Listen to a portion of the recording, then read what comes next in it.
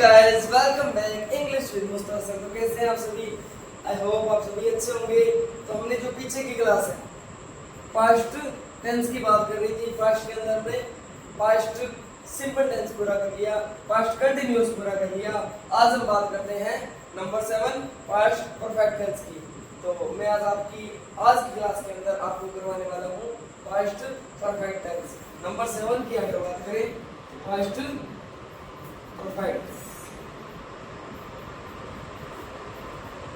Past perfect tense,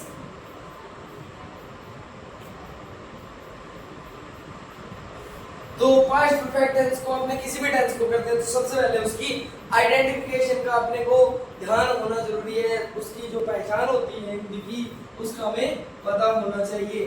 तो identification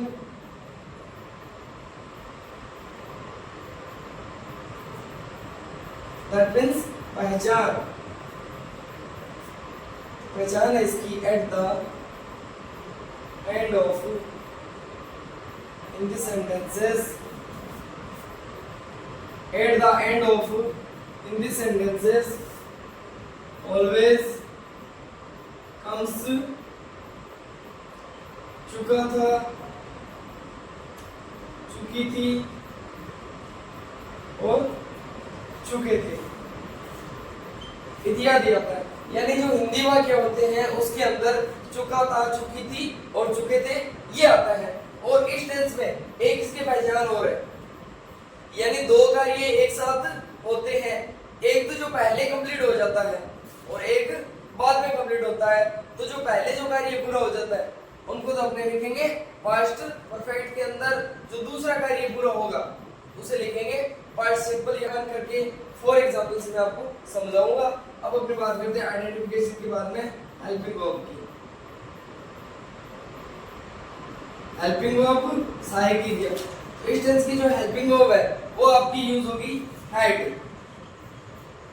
helping verb के बाद में बात करें अपने मेन वर्ब की। मेन वर्ब मींस क्या होती है? मुख्य क्रिया। तो मेन वर्ब इसमें यूज होगी वर्ब फॉर्म ऑफ थर्ड, यानी वर्ब के अपने थर्ड फॉर्म का यूज करेंगे। उसके बाद में मेन वर्ब के बाद में अपने बात करते हैं एडवर्बियल्स की, एडवर्ब्स की। इस टेंस की जो एडवर्ब है, हाँ जी, तो इसके बाद में अपने बात करते हैं इसके एडवर्ब की। तो एडवर्ब इस टेंस की है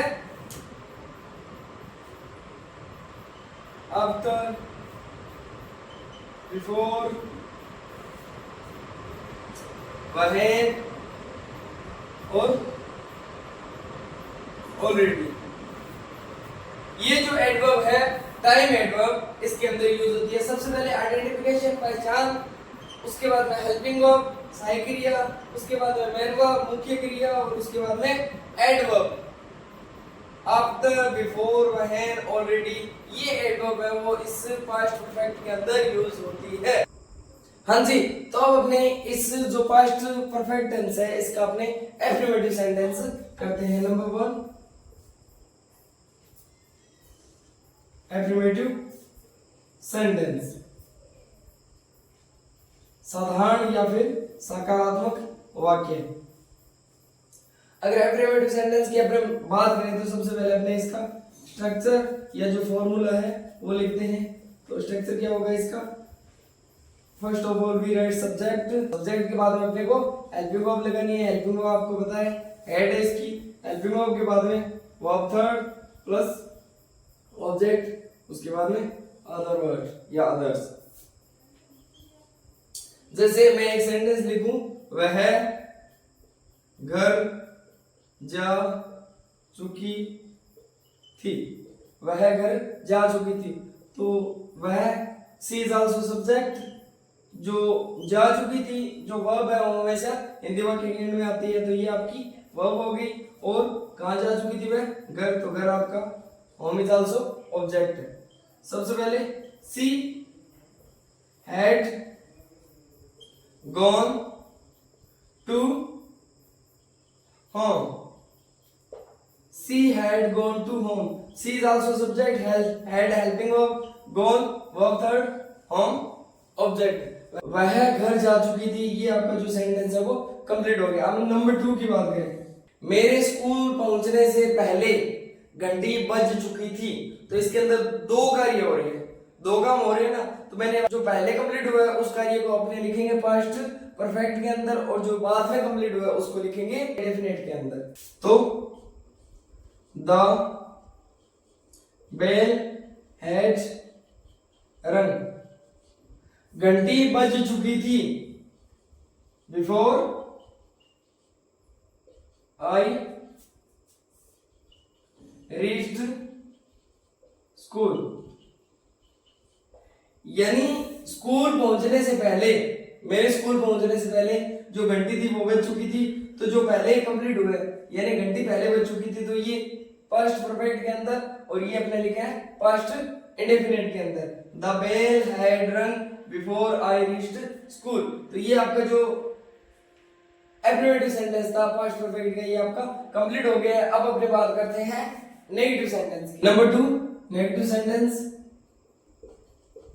अब अपनी बात करते हैं नेगेटिव सेंटेंस की स्ट्रक्चर इसका। सबसे पहले सब्जेक्ट, सब्जेक्ट के तुरंत बाद में हेल्पिंग वर्ब, नेगेटिव मतलब नोट प्लस वर्ब थर्ड और ऑब्जेक्ट। कहिए वह गांव नहीं जा चुकी थी। तो सबसे पहले सब्जेक्ट सी हैड, नेगेटिव मतलब not gone to village. She had not gone to village, वह गांव नहीं जा चुकी थी। Number 2 they had not played to cricket. They had not played to cricket, वे क्रिकेट नहीं खेल चुके थे।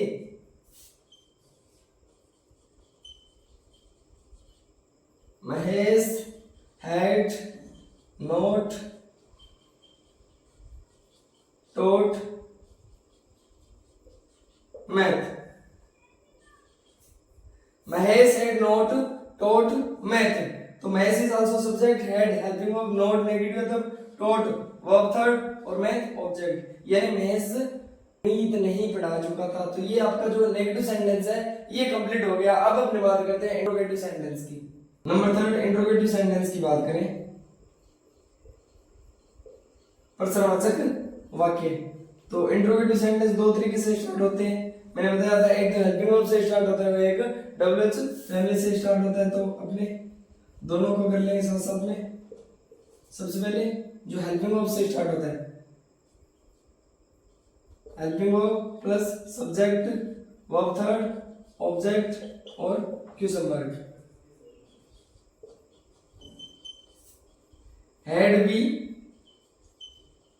gone to Mumbai. करिए had helping verb be subject gone verb third to Mumbai object. क्या हम मुंबई जा चुके थे? हाँ जी। तो अपने बात करते हैं इंट्रोगेटिव सेंटेंस की। तो हैड वी हम मुंबई जा चुके थे। Had you completed homework, had आपकी हेल्पिंग वर्ब हो गई, यू सब्जेक्ट हो गया, completed verb third homework object. क्या तुम गृह कार्य पूरा कर चुके थे? तो ये तो हो गया जो हेल्पिंग वर्ब से स्टार्ट होता है, ठीक है। इंट्रोगेटिव सेंटेंस जो हेल्पिंग वर्ब से स्टार्ट होता है। उसके बाद अपने बात करते हैं जो डब्ल्यूएच वर्ड या फिर डब्ल्यूएच फैमिली से जो सेंटेंसेस स्टार्ट होते हैं। तो आपको करना कुछ नहीं है, जो हेल्पिंग वर्ब है उससे पहले डब्ल्यूएच वर्ड लगाना है। तो why had he revised the lesson, why आपका WH word, had helping verb, he subject, revised verb third, the lesson object. Why had you gone? Why had he revised the lesson? तो ये आपका जो interrogative sentence था ये आपका complete हो गया है। तो अपनी बात करते हैं 4 number interrogative and negative sentence.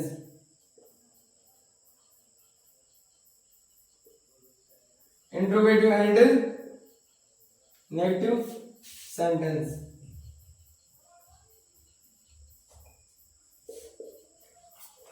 Structure सबसे पहले हेल्पिंग वर्ब, उसके बाद है सब्जेक्ट, सब्जेक्ट के तुरंत बाद में नेगेटिव मतलब नोट, नोट के बाद में verb third object plus question mark. Had they not played hockey, question mark. Had helping of the subject not negative of that played hockey object, क्या वे हॉकी नहीं खेल चुके थे।